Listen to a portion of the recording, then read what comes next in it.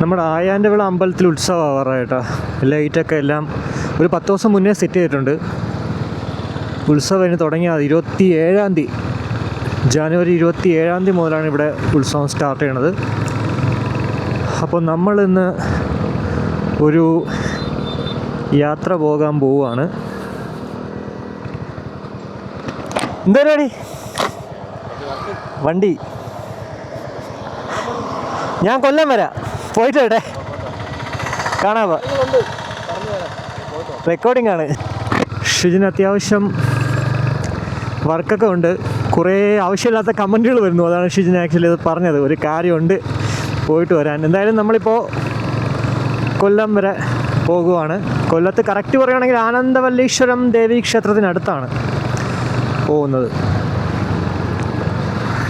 പോകുന്ന റൂട്ടെന്ന് പറയുന്നത് ഇവിടെ നിന്ന് നമ്മുടെ 5 തെങ്ങ്, വർക്കലയെന്ന് പരവൂർ പോകേണ്ട ആ ഒരു വഴി.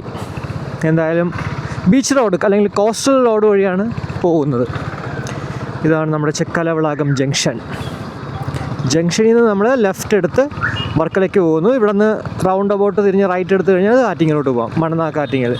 ഇവിടെയും പുതിയ ബിൽഡിംഗ് ഒക്കെ വരുവാണ്. കൂടാതെ ചന്ത, നമ്മുടെ അവിടുത്തെ ആ പറയിലത്തെ ചന്തയും റീബിൽഡ് ചെയ്യുക.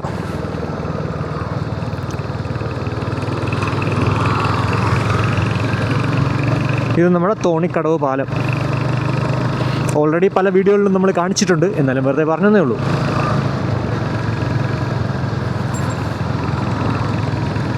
മൈലേജ് ഒന്ന് ചെക്ക് ചെയ്യാനായിട്ടായിരുന്നു ഞാൻ വണ്ടി എണ്ണ അടിച്ചിട്ടൊന്ന് നോക്കിയത്.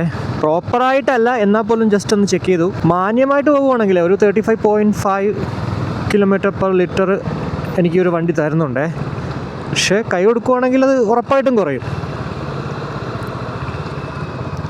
ഇതാണ് നമ്മുടെ 5 തെങ്ങ് ജംഗ്ഷനിൽ നിന്ന് നമ്മൾ റൈറ്റ് പോകുന്നു വർക്കലയ്ക്ക്. ലെഫ്റ്റ് പോയി കഴിഞ്ഞാൽ പെരുമാതുറ, മുതലപ്പൊഴി, പെരുമാതുറയൊക്കെ പോവാം.